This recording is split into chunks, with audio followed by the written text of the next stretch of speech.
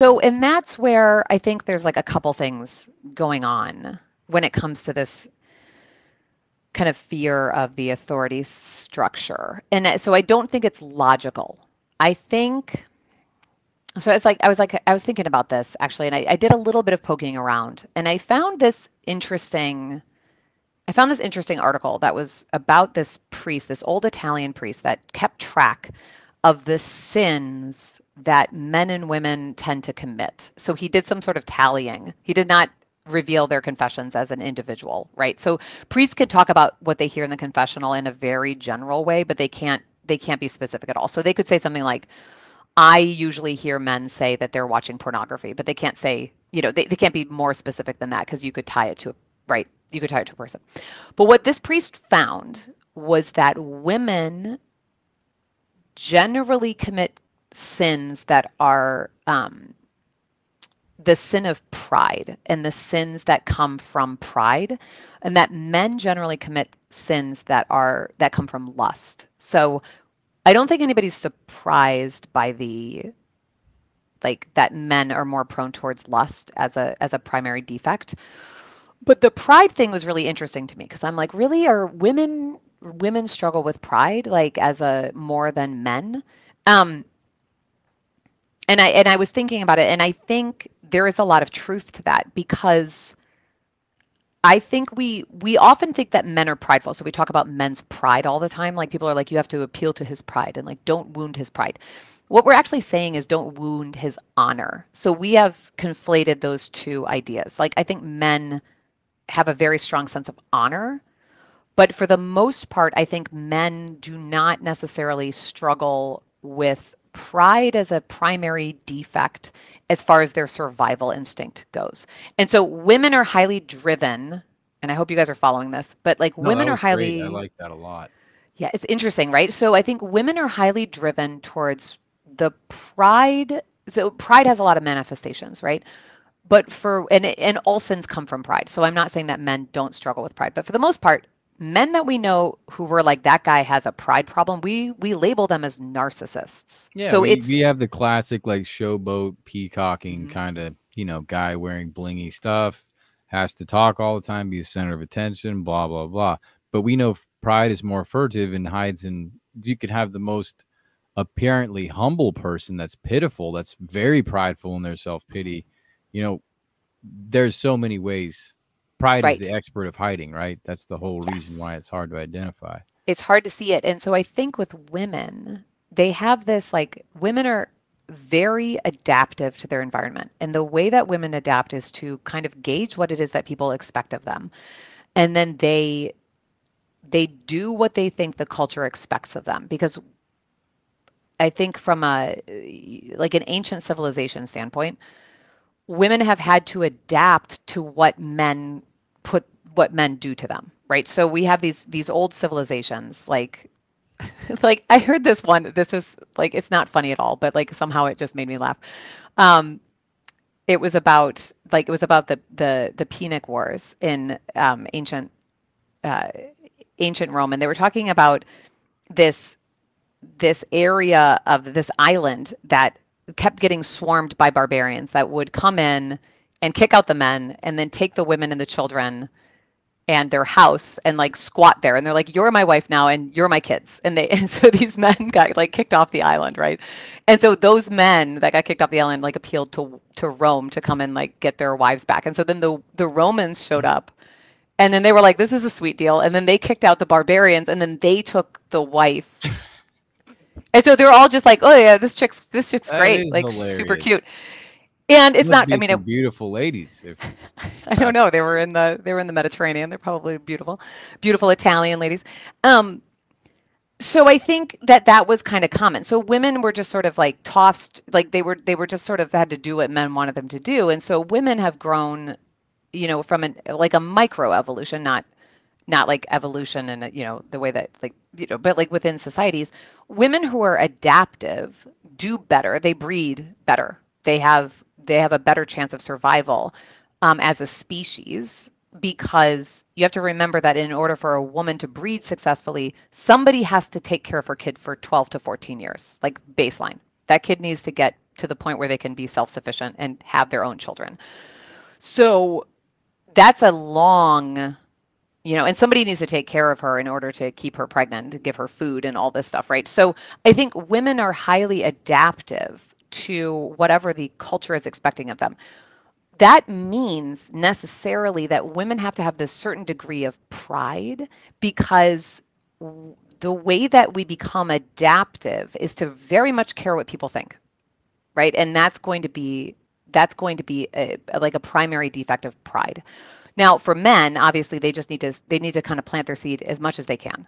And so it doesn't, I mean, I guess it matters, but like how long that woman can sustain the pregnancy. So like who they choose as a mate does matter a little bit, but kind of like as long as they impregnate as many women as possible, they're going to have an advantage from an evolutionary standpoint. And I don't mean evolution like Darwinism. Right. I mean like within our cultures, right? And so I think what happens is that in a marriage, the idea of submitting to your husband wounds a woman's pride. Because that's the only thing that I can see when we talk about this stuff, and women they get so upset about it. And it's like, why on earth in today's culture where women have all this control over who they marry, nobody's gonna, I mean, maybe in some like really weird culty kind of things, like, but are women actually being pressured into marrying guys? Like, I don't think that's like universally like a thing now. I think, right? Like, I just like decide, like my husband proposed to me. My parents hadn't even met him yet. Like well, it's probably not the way that you should do it, but like our proposal was like people were really shocked. And he hadn't even met my dad. He did drive up and ask for my hand, which was sweet. But Nice. that was good. That was good. But like, I think my parents were just like, nobody was pressuring me into marrying him. Like I chose to do that. And so it is odd that they have this like serious, this serious pushback when it comes to submitting to their husbands. So I think that's kind of the baseline. Like if you hear these words as a Christian woman and like all of a sudden you're enraged, you need to check yourself. Yeah, Like, it's wild to see the Christians respond to some of this stuff. Like I follow some of these ladies on Twitter that kind of have a message like you, and they get some serious pushback. Or I know the one, you've maybe seen her on Twitter. I think her handle is the Transformed Wife. She wrote an article a couple years ago saying like men want to marry what is it, like tattoo-free, debt-free virgin women, and the outrage was incredible. Like all these Christian women were exploding about a very obvious thing that a Christian man I think would want. And so yeah, it's just an interesting thing in culture today that even you see it in the church, this pushback. Yeah, and that kind of pushback, like if you think about it, that's pride, right? Because all of the things that woman just listed, so she said tattoo-free, debt-free, and a virgin, right? Like you can't become a virgin again. Right.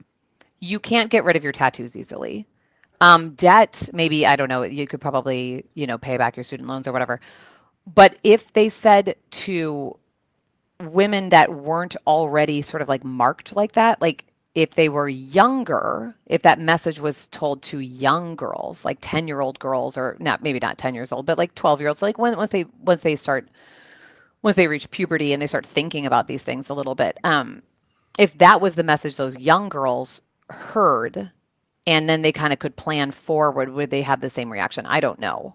I do know among my daughter's friends, like she goes to a pretty conservative Catholic school, and it's just like there's very little like of that like ragey pushback about stuff like that, like among these girls. And I'm not saying they're all perfect or anything like that, but like it is interesting, like once they kind of see in their family life, like they have this pretty stable life, and they're like, oh, okay, like, that mom is this way. And Catholics are really against tattoos. I think it's actually like a sin, but I don't know if it actually is a sin, but I think it's something that like they're highly frowned upon among Catholics. Like there's a debate whether or not it's a sin, because you're not really supposed to change your body. But there's plenty of Catholics with tattoos. I'm just going to throw that out there a little bit. Like but it's interesting to me. Yeah. The the extreme pushback that women have. And I think it is this pride. Mm-hmm. I think it's pride. Pride is irrational.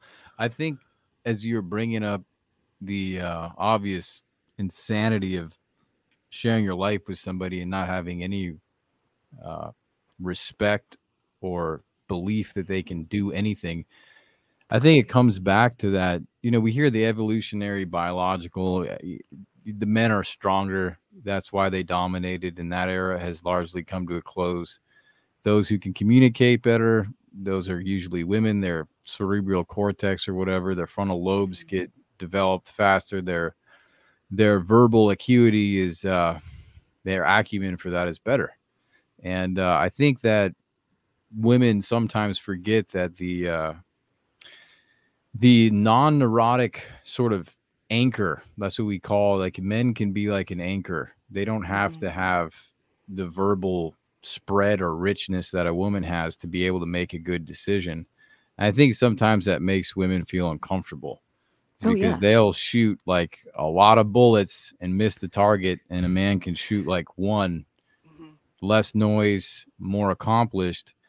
But for a woman, sometimes that pride in seeing the abundance of being able to, I've seen men just get crushed under their women's words, where they'll just say, like, they know what's right, and they know what their wife, say, for instance, is having a bad day, or whatever, and she's trying to find an outlet. And that lack of faith in their husband being able to help solve their problems is just looks bad on them for choosing to be with him, which I really like your point to that. It's like, why would you even choose somebody if they can't help you, or you don't even believe they can help you?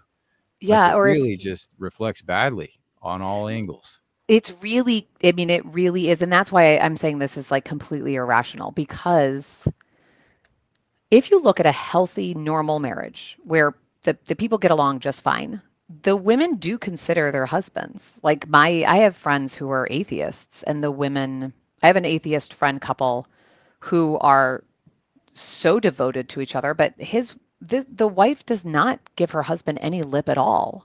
Like I can't imagine her being like that towards him. Like, she has the utmost respect for him. He's super smart. They're both scientists, and she has the utmost respect for him professionally and as the father of her children. So I think that these are general truths that these are the kind of the things, the way that we fall into a healthy marriage when you have two mature, emotionally mature people. That naturally women will allow their husbands to have a say.